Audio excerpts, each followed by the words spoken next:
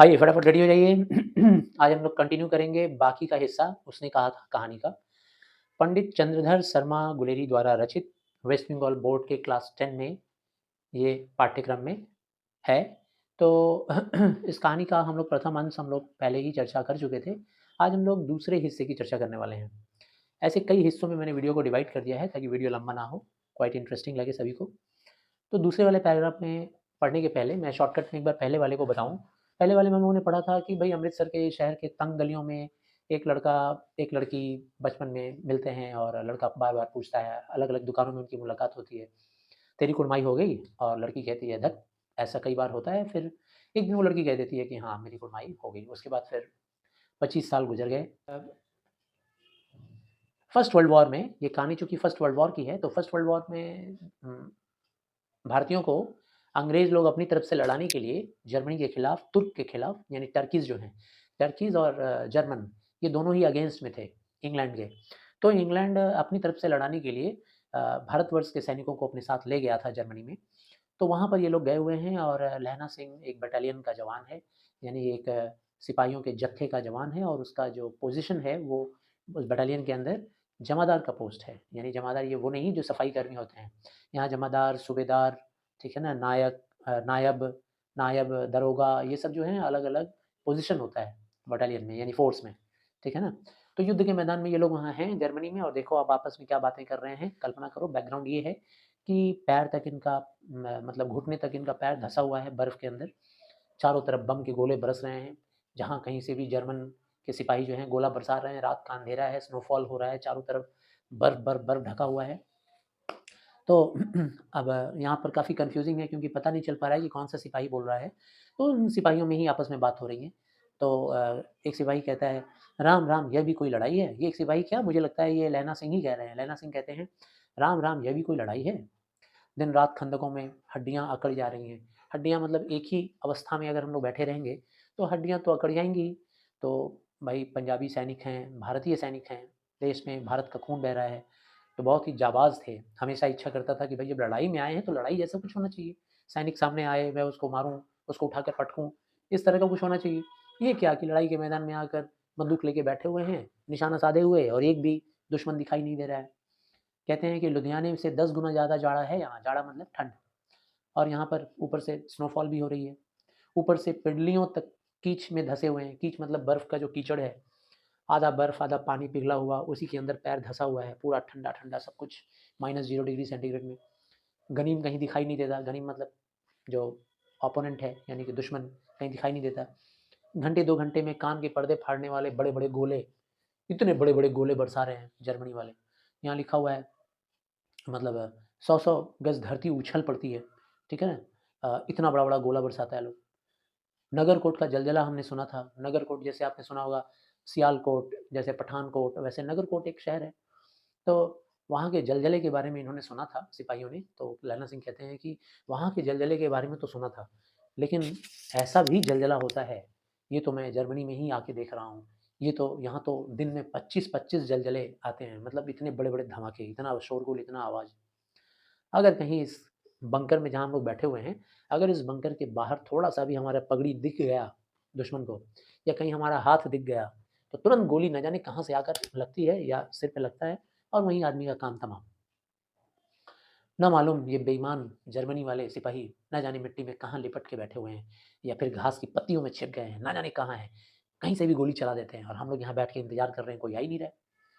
लहना सिंह अब सूबेदार हजारा सिंह कहते हैं, ठीक है ना? जो इनके बटालियन का हेड है, हजारा सिंह सूबेदार कहते हैं, "लैना 3 दिन और हैं, 4 दिन तो हम लोगों ने गुज़ार लिया इस खंदक के अंदर बैठे-बैठे। परसों रिलीफ़ आ जाएगी मेरे भाई, चिंता मत कर।" रिलीफ़ का मतलब क्या है? जब सिपाही लोगों को ऑर्डर मिलती है कि युद्ध के मैदान में इस जगह पे तुमको इतने दिनों के लिए बैठना है, तो सिपाही बैठा रहता है हुक्म मान के और इंतज़ार कर रहा होता है कि कब दूसरा फ़ोर्स का जत्था वहाँ पहुँचेगा और कब हमें आराम मिलेगा। उसी को कहते हैं रिलीफ़।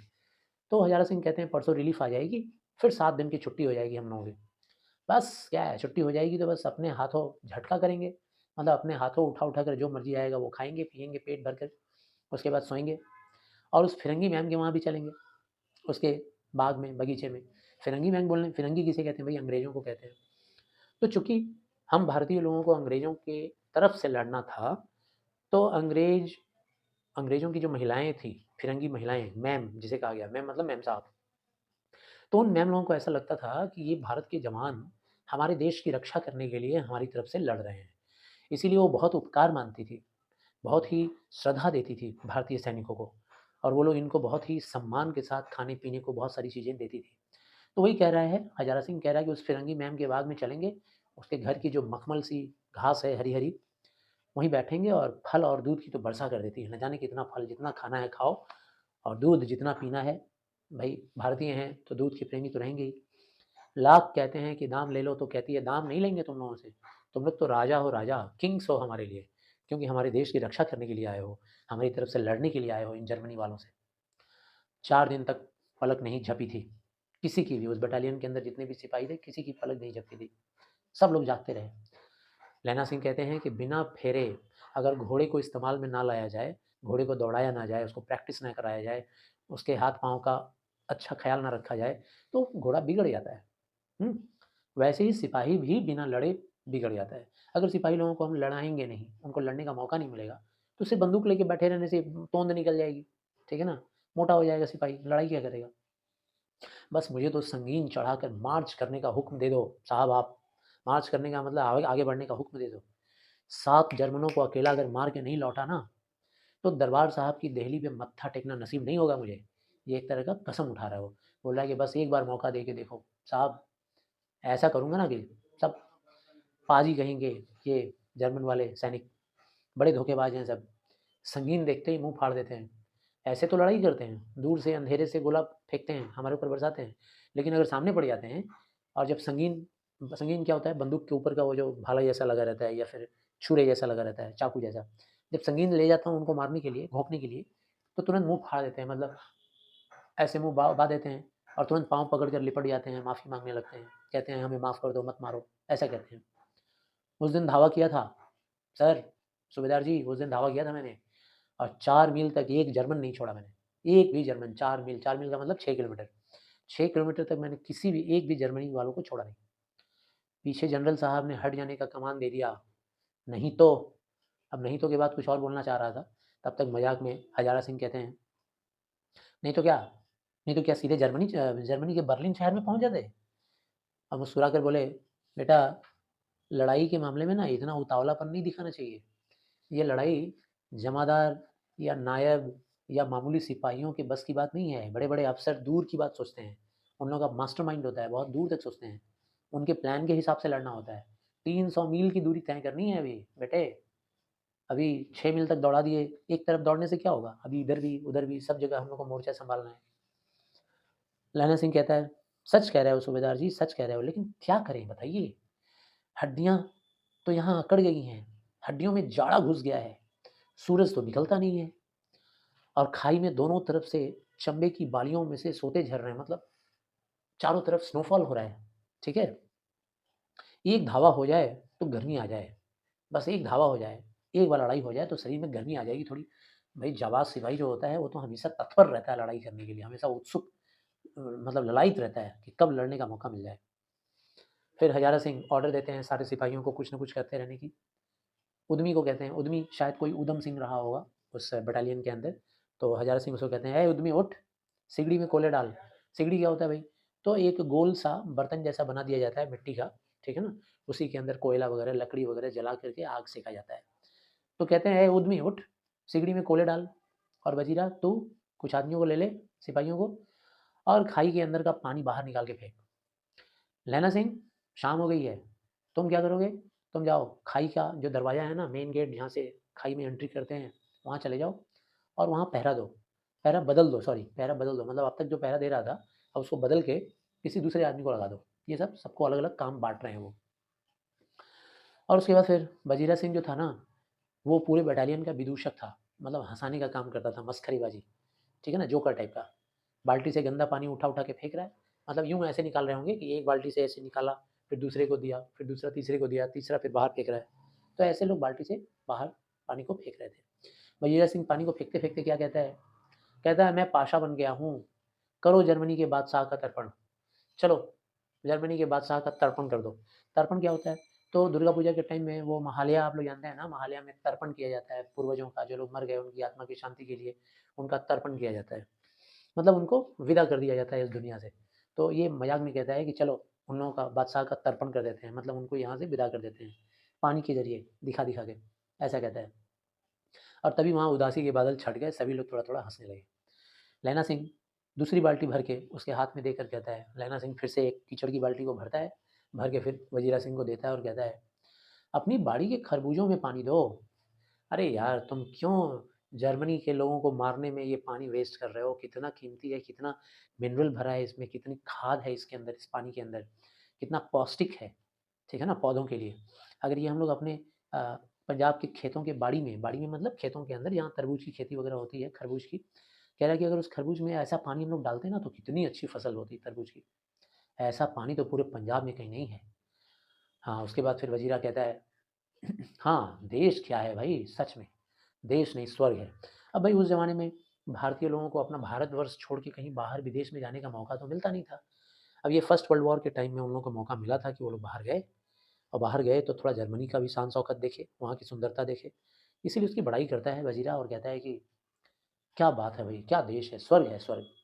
मैं तो लड़ाई के बाद सरकार से 10 गुना ज़मीन यहीं पे माँग लूँगा। जब लड़ाई हो जाएगी ना और अगर हम लोग जीत गए तो सरकार से 10 गुना हम ज़मीन यहीं माँग लेंगे, कह देंगे भई पंजाब का नहीं चाहिए हमको यहीं पे दे दो और यहीं पे मैं फलों का बूटा वगैरह लगाऊँगा। फलों का बूटा लगाऊँगा मतलब छोटे-छोटे फलों की फसल लगाएँगे। लाड़ी हीरा को भी यहाँ बुला लोगे? तभी कोई सैनिक कहता है उसका टाँग खींचने के लिए मज़ाक करते हुए, कहता है क्यों भई वज़ीरा और तुम्हारी वो हीरा कहाँ रहेगी? हीरा को भी बुला लोगे क्या यहीं पे? या वही दूध पिलाने वाली फिरंगी मैम, वो जो अंग्रेज़ की महिला है, क्या उसी से काम चल जाएगा या फिर बुलाओगे? वज़ीरा कहता है, "चुप कर यार, ठीक है? यहाँ वालों को तो शर्म नहीं है।" यहाँ वालों को मतलब अंग्रेज़ी कल्चर की महिलाओं को कहता है कि शर्म नहीं है। शायद उनकी वेशभूषा से, शायद उनके तौर तरीके से ऐसा कहता है कि उन्हें तो शर्म ही नहीं है। फिर कोई कहता है उसी सिपाहियों में से, "देश-देश की चाल है भैया, आज तक मैं उसे समझ ना सका कि सिख तम्बाकू नहीं पीते। उसे मैं आज तक समझा नहीं पाया उस फिरंगी महिला को, उस अंग्रेज महिला को हम आज तक समझा नहीं पाए कि भई हम जो सिख लोग होते हैं ना, हम लोग सिगरेट नहीं पीते, हम लोग तम्बाकू नहीं पीते हैं। जब भी उसके वहाँ हम जाते हैं, तुरंत सिगरेट लेके हट करती है पिलाने के लिए। शायद इसीलिए कहा था वज़ीरा ने कि उसको थोड़ा-सा भी शर्म नहीं है क्योंकि शायद वो सिगरेट पीती होगी।